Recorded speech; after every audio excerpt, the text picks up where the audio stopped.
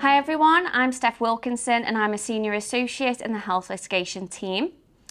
By the end of this session today, you should be able to demonstrate and understand the importance of good documentation in your patient's records. So my question to you is, how good is your memory? The reason I ask is that a claim can be brought many years after the index event. I have a number of cases at the moment where the facts date back to 20 years ago. So with that in mind, can you remember a consultation you had with your patient last week in terms of the details of the time you saw them? What was their presentation? What did you discuss? Did you discuss their care with any colleagues and what was their advice? Was there an MDT meeting? Who was there? When did that take place? What was the action plan?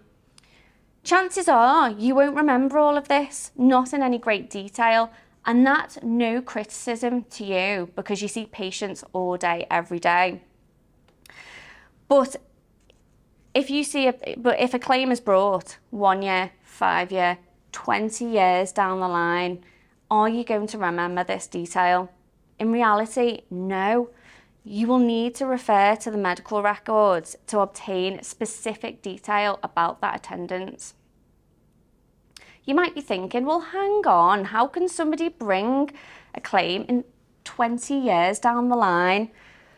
And fair enough, but in reality, they can. If a patient is a child when the events happen, then they can bring a claim up until when they're an adult. And if the person lacks mental capacity, then they can bring a claim whenever. There is a limitation period in most cases, which is set down in statute. However, judges can apply their discretion to disapply the limitation period. And from our experience, this often occurs. So legalities aside, you could genuinely be faced with a claim from 20 years ago. And if this is the case, then you will, of course, need detailed medical records to prompt your memory and or completely guide your evidence. Within legal proceedings, the records, they are the foundation of the evidence that will be produced, including witness statements and expert reports. And claims are regularly settled or lost at court due to inadequate record keeping. And how will a judge assess witness evidence? Well, when it comes to a judge assessing the witness evidence in court, are they going to be persuaded by the very specific recollection of the patient, whom for most, the hostile experience will have stayed with them and they will have relived it for years, or by the usual practice of a professional whom for many or most can't even recall this specific patient? And again, that's no criticism. You can appreciate that it's very easy for a court to prefer the evidence of a claimant, and the only way to get around this is for there to be good notes. And the more detailed and the more specific the documentation is, then the more persuasive the records become for a judge. So, there are several reasons to keep good records, as I've just set out in the introduction, to protect yourself. But also, of course, first and foremost, it is to protect the patients. You will appreciate that good, detailed records allows for better communication between clinicians and allows for that continuity of care. In terms of protecting yourself, the medical records, they are the starting point of the investigation of any claim. And so if there are any gaps or inconsistencies, expect the lawyers to start asking questions. There are also 3 lines of accountability, so to your professional body, to your employer under the contract of service, and within legal proceedings, so inquest, claims of clinical negligence, court of protection, NMC, GMC proceedings. And we'll look at those on the next few slides as well. So you will be aware of your regulatory guidance and requirement for record keeping. The examples, this slide and the next one, are from HCPC, NMC and GMC, and the themes, they're broadly similar. It's clear, accurate record keeping and timely record keeping. And I'll pause on these slides just to give you a moment to read through them.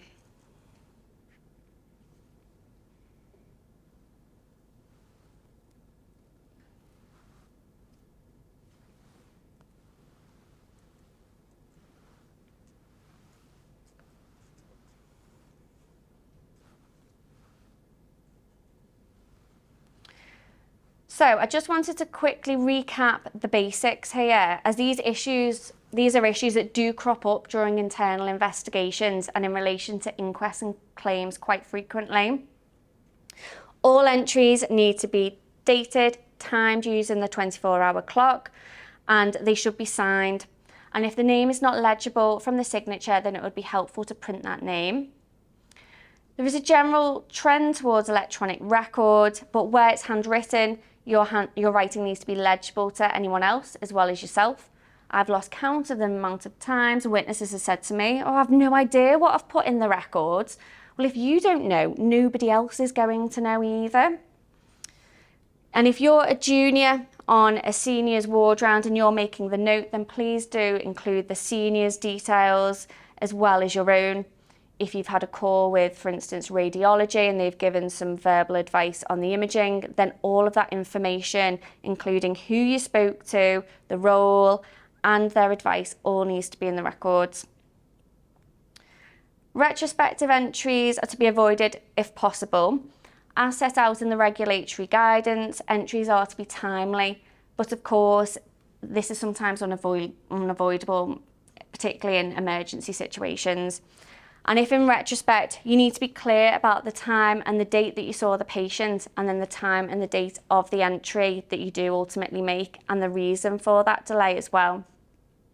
There is a risk of adverse inference being drawn as to your intentions if someone's looking back at those entries and sees you've added something later on, particularly if there's no explanation and it's hours or even days down the line, or even after a complaint's been made. And finally, we all make mistakes. Don't get a black marker pen to scribble through it, or just strike it through, initial it, and carry on. So keep it professional. It goes without saying, but as a refresher, do not include anything non-factual, irrelevant, throwaway remarks in the records. Don't put down anything that you wouldn't be happy to say to a patient or for them to read. And it may or it may not surprise you, but I've had cases settled due to inappropriate comments being made by medical professionals. In the cases that I've had, the unprofessional comments were contained in email correspondence which were related to the complaint. So a complaint, all that documentation is called disclosable evidence, and that is available in the event of a claim. And it meant that the patient and their solicitors were able to view exactly what this medical professional had said about the patient. Needless to say, it caused professional embarrassment. They were still treating the patient, and then they had also then lost their credibility as a witness for the purpose of this legal claim, because this is evidence that the medical witness, I should say, would have been cross-examined on in court in front of a judge had the claim proceeded through to trial. So as frustrating as some patients may be, just don't write it down. Just keep it all professional at all times. So religion, can this be relevant? If perhaps they've had a blood transfusion, that's fine. Keep it factual. Just make sure that no judgment is cast.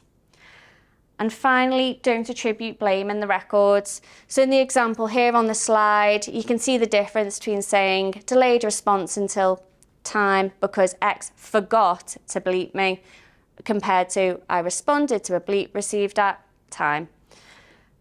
If it's, just don't attribute blame to anyone. It could be a patient, a colleague, clinician in another hospital. Just keep it factual. This is another area we see. Standardised forms, they're fine, but should still be used with some caution. If a section of the form is left blank, us lawyers are left wondering, well, was that deliberate or have they just missed it? And claimant solicitors can base a case on this. So, is there any way you can if it's deliberate, can you mark it not applicable perhaps? Sole reliance on tick box. So this is an example from one of my colleagues. One of the partners had a case. It was a wrongful birth claim where the mum said that she wasn't offered Down syndrome screening, and that child was then born with Down syndrome. The antenatal clocking, it was electronic. The systems at this particular trust had changed. We did the research, we uncovered the metadata that was sat behind the old system, and ultimately we located the box that was ticked to say mum had been offered but was refused this screening. And you think, perfect, we've got the evidence, there it is. But the mum disputed this.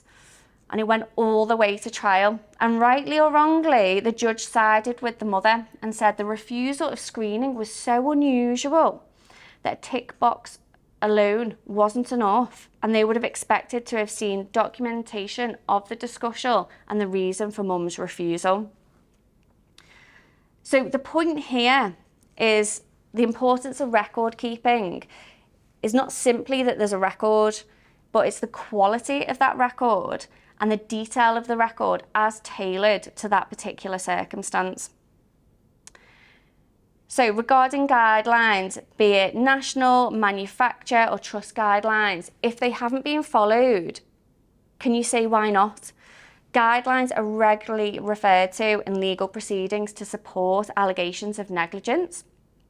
And whilst a failure to follow guidelines doesn't automatically mean there has been that breach of duty of care, it can make it more difficult to defend a claim if the decision made not to follow wasn't recorded. So I've seen a case recently where a clinician, they couldn't recall why they didn't follow the NICE guidelines. They just didn't know. It wasn't detailed in the records. So when we instructed our independent expert, they were at a loss as well. They had no idea why they weren't followed. And ultimately it led to our expert being unable to support the actions of that clinician. Lastly, leaflets. Which leaflet or which version did you hand out? We often see reference to these being given to patients, and it would help if it would detail the specific leaflet or the version that a patient's being given, because particularly it tends to be kind of tied in with when a patient is given information for consent purposes. So we need to know what information they've been advised on. It would also be helpful if the trust had a system in place to archive historic leaflets rather than there just being one master copy with it being regularly updated. This has happened in the past, and obviously in respect of claims leads to difficulties because we don't know what information that patient's been told. Similarly, the same can be said for pathways and protocols. There should be new copies made rather than a master copy just being written over. So it's very important in the medical records to reflect a chronological account of each patient family contact individually. So in this example here, the first one, a doctor was asked to review a sick patient overnight. They attended and asked for tests and observations to be arranged and to contact them with the results. The intention clearly seems that it was for the doctor to assess the patient again and make a detailed note once all the information was available. However, when the results were passed on, no second review was carried out, and ultimately no entries were made in the medical records. So the potential issues here are that the clinicians during the day can't clearly see what happened overnight. The assessments they then make may be based on a false understanding of a patient's condition because they lack all the information. And this particular incident involved the assessment of the paediatric early warning system score, and it raised the question of whether the score would have been changed if overnight documentation was available. And the coroner's comment was that assessments such as PEWS are only as helpful as the documentation is reliable. The second issue here, it was one of my colleagues' cases. If it's not written down, then it didn't happen. The claim concerned alleged cross-contamination between a tracheostomy and a portacath. The patient developed sepsis and required ICU. The nurses were very well trained in draping the tracheostomy and using ANTT when accessing the port. However, when reading the records, there was inconsistent record keeping between the nurses, and in each nurse's entries, sometimes referred to ANTT and drape, sometimes just one, sometimes the other, sometimes neither. So the claimant's legal team built their case that because when it was written, sometimes that when it wasn't, it meant it didn't happen. Fortunately, we were able to defend this case, but we had to put the witnesses to the inconvenience and the distress of having to deal with court proceedings. And as I mentioned earlier, it is so important to ensure that when you've spoken to a colleague and another hostile, that you ensure any verbal discussion is detailed in the records and in enough detail. And that brings us to our next example. So in this case, the claimant underwent a radical right orchidectomy, but there was evidence of lymphovascular invasion with small lung metastases, and these were being kept under review.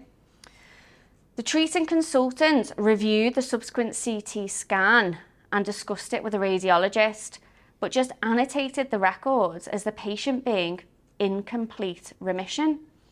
However, when the claim was brought, the clinician considered this conclusion was incorrect because there was an 8mm lung nodule, and they feared that this one annotation then affected the management plan of their colleagues, as this patient was not referred for thoracic surgical opinion, but instead they were discharged.